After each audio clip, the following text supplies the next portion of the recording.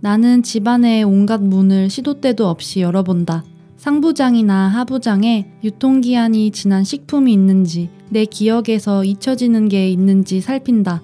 친구가 준 양배추즙, 엄마가 준 홍삼 진액 같은 것들은 받는 그날부터 하나씩 성실하게 먹는다.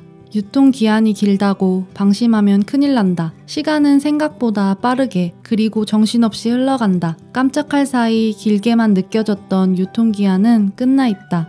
유통기한이 없는 물건들도 부지런히 확인해준다. 모든 수납장을 자주 환기시켜주며 그 안에 있는 물건을 하나하나 만져본다. 오래도록 쓰이지 못했거나 쓸 일이 없을 것 같은 물건들을 확인하고 바로바로 비워낸다. 수납장 문을 열지 않으면 존재조차 잊게 되니까 내가 가진 것들을 자주 확인한다. 유용하게 사용될 물건이라면 잊지 않고 잘 활용한다. 밖에 나갔다 들어오면 신고 나갔던 신발을 신발장에 곧바로 넣는다. 누군가에겐 당연한 일이겠지만 나는 그런 사람이 아니었다. 신발의 개수가 많을 때는 그만큼 현관에 내 신발이 가득 있었다. 신발이 가득 찬 신발장에 내가 신고 나간 신발을 넣어둘 공간이 마땅치 않아서 그랬을 수도 있다. 신발의 개수가 줄어들고 나서는 신발장의 공간도 넉넉해져서 신발을 넣고 빼는데 곤란하지 않다. 신발장은 언제나 정돈되어 있고 작은 현관에는 아무것도 없다. 현관을 사용하는 시간은 나갈 때와 들어올 때 뿐이지만 오며 가며 시선이 향할 때마다 산뜻한 기분과 뿌듯함이 든다. 그냥 신고 나갔던 신발을 제자리에 넣어둔 것 뿐인데. 먹다 지쳐서 겨우 남기거나 남기기 싫어서 억지로 해치우는 식생활을 한 적이 많다. 식탐과 식욕을 조절하지 못한 거다. 기분 좋게 시작한 식사가 불편하게 마무리될 때마다 후회했다. 언젠가 한 끼 먹을 적당한 양, 그러니까 욕심보다 덜 채워진 한 끼 식사를 했다.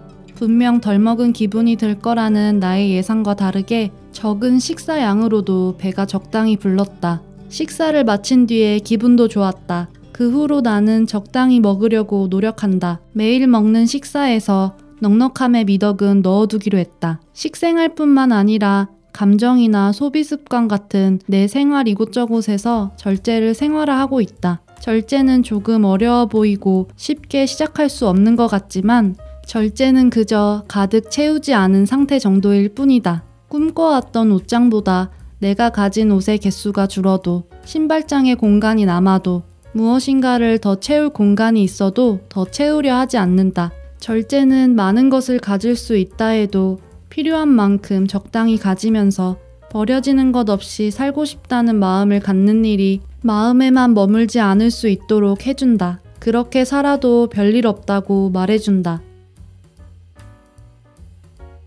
쉴 틈 없이 흘러가는 나날이 이어지면 마음이 복잡해진다. 그럴 때 의미 없이 스마트폰의 작은 화면 안을 부지런히 돌아다니기보다 방석이나 매트를 깔아두고 가만히 앉는다. 눈을 감고 15분에서 20분 아무것도 하지 않는 시간을 갖는다. 명상에 대해서는 잘 모르지만 내가 하는 것은 명상과는 조금 다를 거다.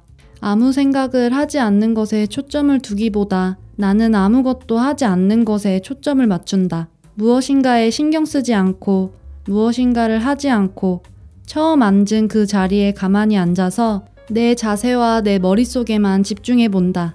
그 시간 동안 나는 생각을 정리하기도 하고 감정을 다스리기도 한다. 20분이 흐른 뒤에는 마음속이 조금 고요해진다. 하나둘씩 늘어가는 습관은 나를 조금 귀찮게 만들기도 한다. 하지만 막상 습관이 되어버리니 딱히 귀찮지도 않다. 그저 언젠가는 해야 할 일을 조금 서둘러 해낸다. 매일 반복되어 흘러가는 일상 속에서 약간의 부지런을 떤다. 습관들로 채워진 정돈된 일상 안에서 좋은 기분을 자주 느낄 수 있다면 더할 나위 없이 좋겠다고 생각하면서